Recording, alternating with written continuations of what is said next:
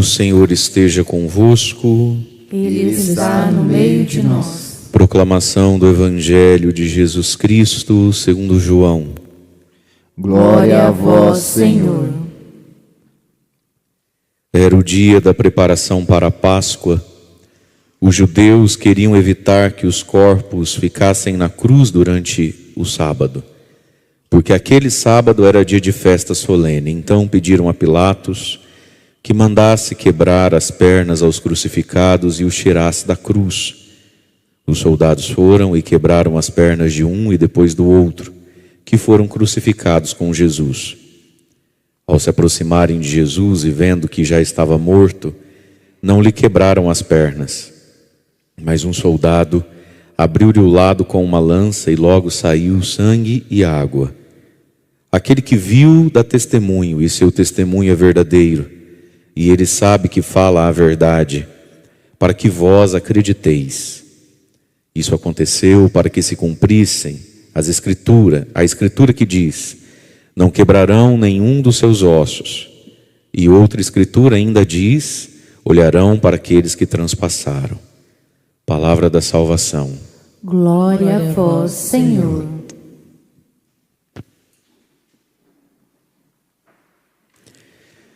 Irmãos e irmãs, a igreja celebra hoje a solenidade do Sagrado Coração de Jesus. Nós celebramos hoje, então, o amor humano de Jesus por nós. Quando a gente pensa no Sagrado Coração de Jesus, por óbvio, nós estamos pensando no coração de um Deus que se fez homem. E porque se fez homem, nos ama com o coração de um homem. É o amor humano de Cristo, mesmo por nós. Então, nenhum homem amou como Jesus amou. Não só porque Deus, que era, mas também porque ninguém foi humano como Jesus foi. Então hoje é a celebração de um amor profundamente humano. E aí nós ouvimos a primeira leitura do profeta Oséias, quando o profeta, lá no Antigo Testamento, por óbvio, muito antes de Jesus ter vindo ao mundo, ter nascido, vai falando de um Deus que ama nessa linguagem humana, né? Quando Israel era criança, eu já o amava. Desde o Egito eu chamei o meu filho, ensinei Efraim, uma das tribos, né, de Israel, a dar os primeiros passinhos, né? O tomei nos meus braços.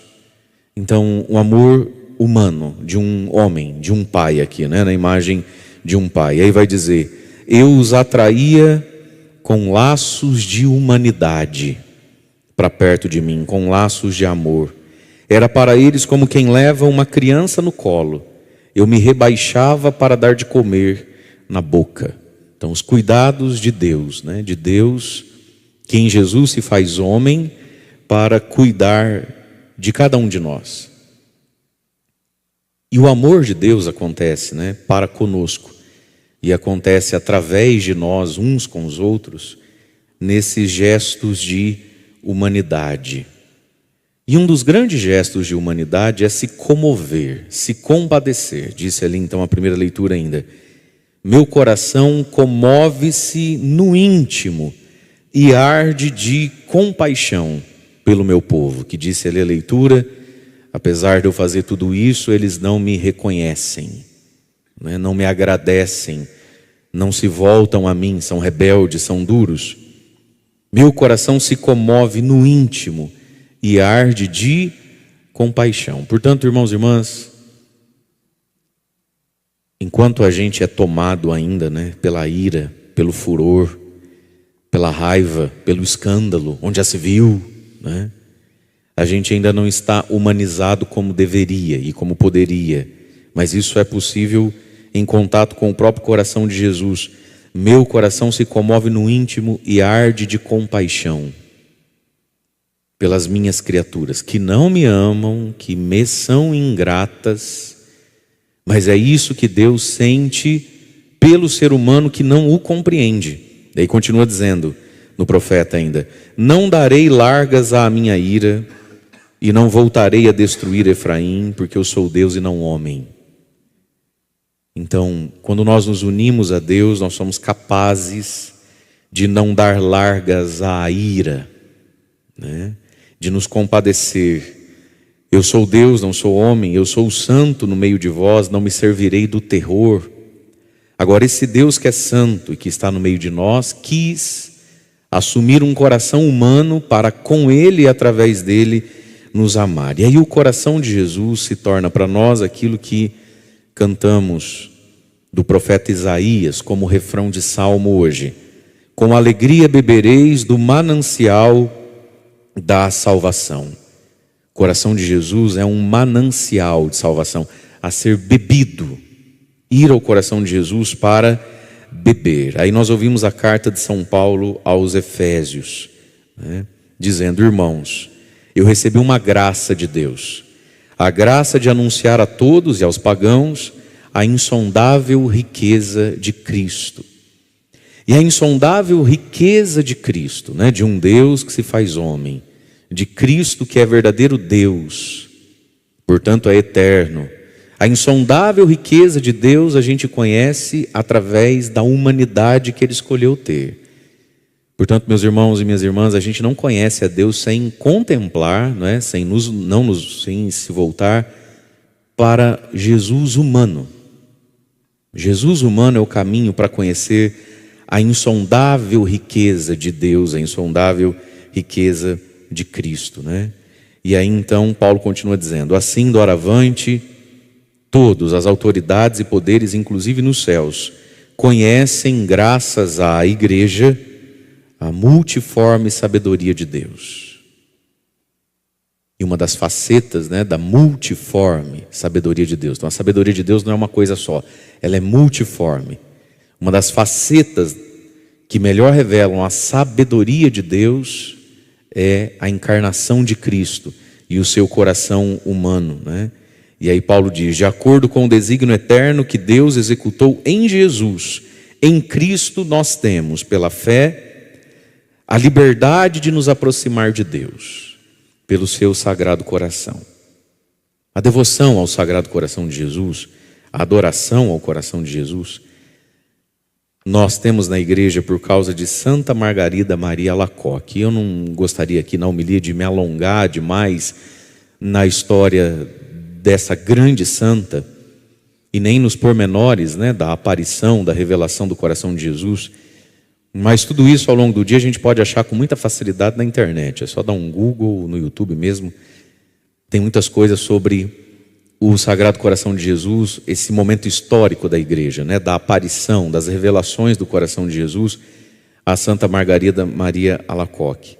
Mas foi um período da igreja onde Deus, a justiça de Deus, né, foi apresentada de tal forma, e o pecado do ser humano foi apresentado de tal forma, que havia na igreja, na teologia e no meio do povo, um profundo desânimo em relação a Deus, em relação a si mesmo.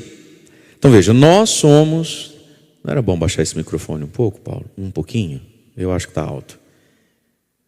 Nós somos pecadores, e é bom que a gente saiba disso, né? A gente não pode viver na ilusão de que a gente não é pecador, nem viver na ilusão de que Deus não seja justo, nem viver na ilusão de que não haja um juízo final para as coisas.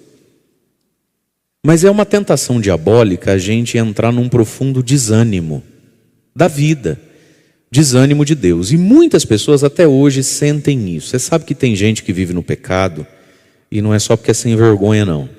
Vive no pecado porque a pessoa olha para si e ela diz assim: está errado, se eu continuar assim eu acho que nem para o céu eu vou, mas eu sou isso, é isso que eu sou, não me sobrou outra coisa para viver, não me sobrou outra coisa para ser.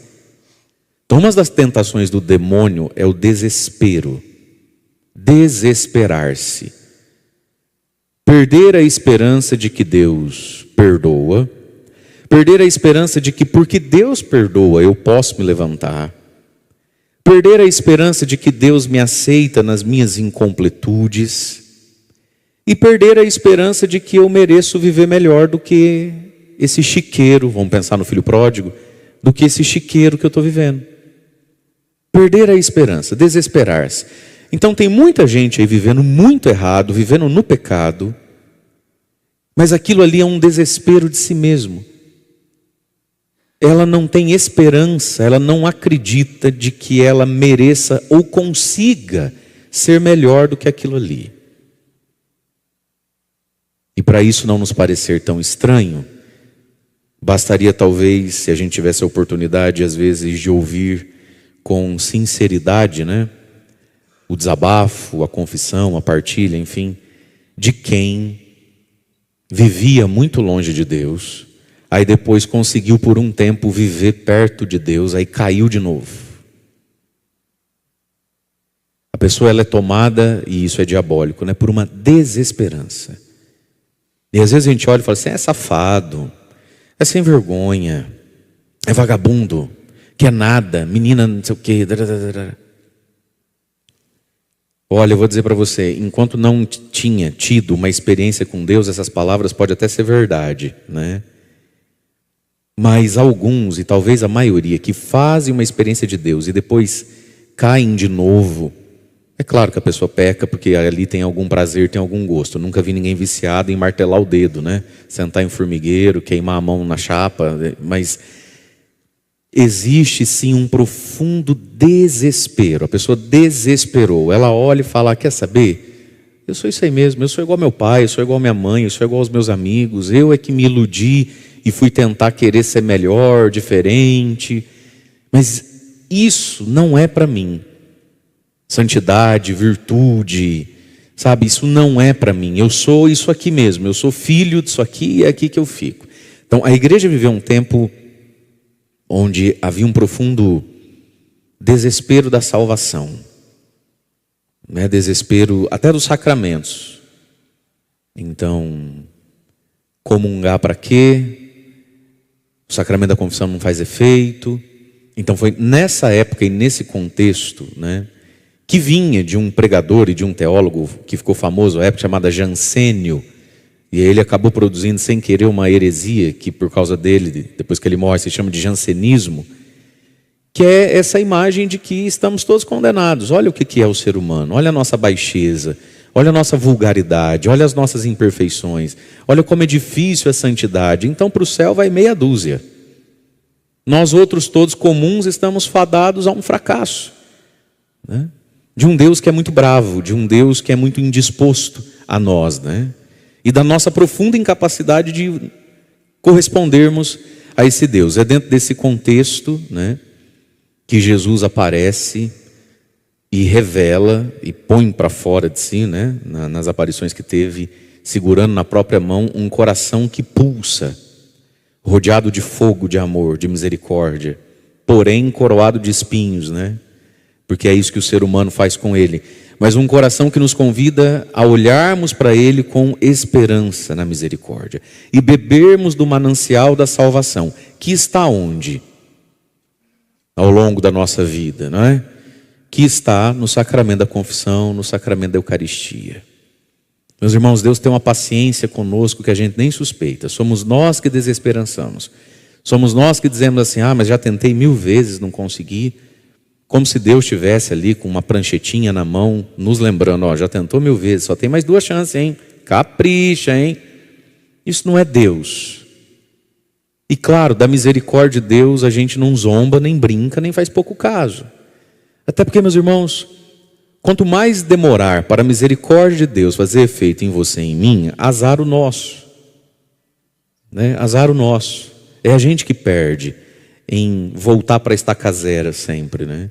Mas sempre que o ser humano se levanta, Deus estende a mão de novo. Deus sempre vem ao nosso encontro de novo. É um manancial, né, de salvação.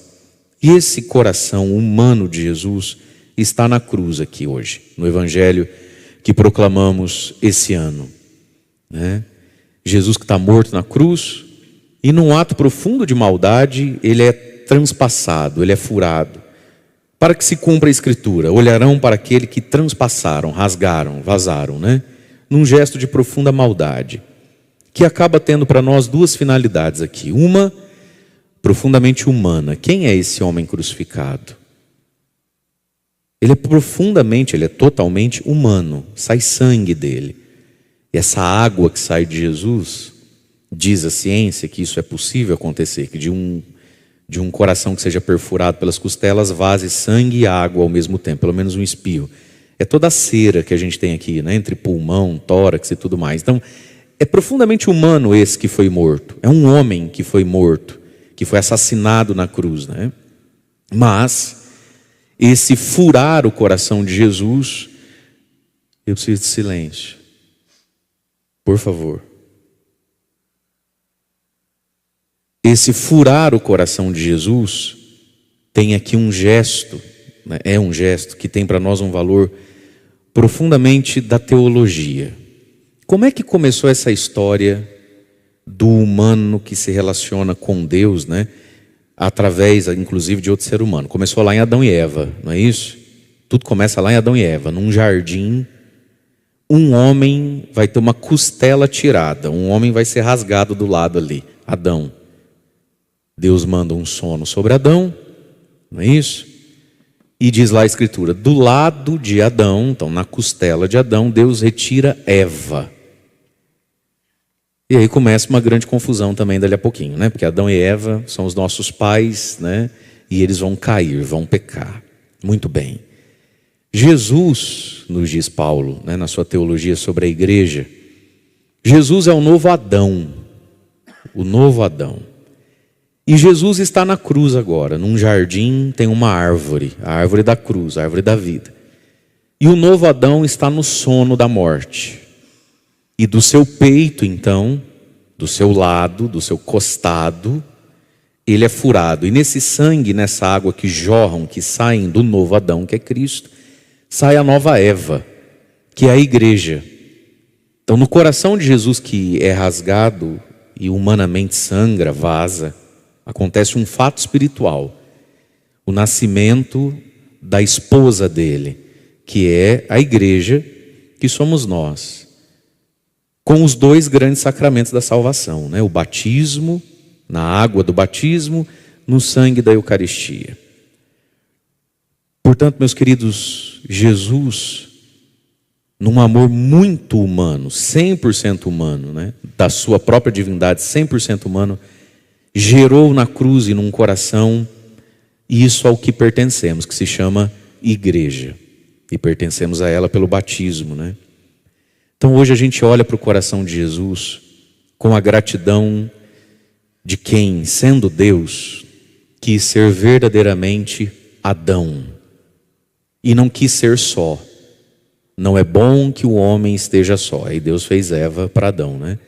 Para esse novo Adão, nesse gesto de maldade, de crueldade, de ainda querer furar alguém que já está morto, Deus fez nascer e brotar a mãe igreja, e nós pertencemos a ela, né? Pela água do batismo, pelo sangue da Eucaristia.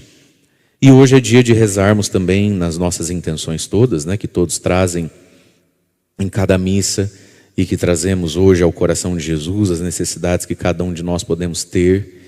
Hoje é dia também de rezarmos pela igreja, na pessoa dos seus ministros ordenados. Hoje é a jornada mundial de santificação, de oração, de santificação pelo clero, né? Para que possamos ter a palavra de Deus anunciada de um modo que produz em nós esperança, e para que possamos ter os sacramentos que são manancial de salvação para todos nós, né? A Eucaristia, a confissão, o batismo e o anúncio da misericórdia de Deus, que nos ama com amor humano, que nos olha como crianças rebeldes que querem continuar no chão fazendo birra, ao invés de subir no colo do papai, de um Deus que nos busca, de um Deus que nos caça, de um Deus que nos cerca, que insiste com a gente e que estende a mão para todo aquele que quiser levantar.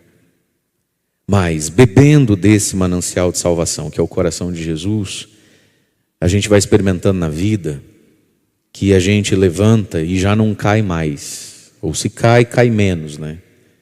Que a gente consegue andar uma distância maior antes de cair de novo. E que as quedas que a gente vai tendo já não são tão estabanadas, né? A gente vai só tropicando aqui, tropicando ali, vai avançando. E é assim que Deus nos quer, avançando, para que um dia a gente possa ir para o céu. Mas antes de ir para o céu, nessa terra aqui, a gente com alegria beba da salvação. Então, meus irmãos, Deus nos quer salvos, Deus nos quer no céu. Mas antes do céu tem a vida. E Deus não quer que a vida seja um inferno. Deus não quer que a vida seja um tormento. Deus nos estende a mão, nos fortalece, nos firma, para que essa vida tenha, e a gente possa experimentar aqui, as alegrias que são possíveis experimentar da vida. E quando a gente experimenta as alegrias da vida, a gente descobre que o pecado não vale a pena. E descobre nas alegrias da vida que deve haver uma alegria maior, porque essa terra não é o céu e a gente experimenta isso. E que essa alegria maior é o próprio Deus. Então a gente vai para Deus com alegria, ir para o céu e trilhar esse caminho com alegria. E experimentando aqui, na vida que não é o céu, que Deus é bom, que Deus cuida, que Deus zela e que Deus se importa.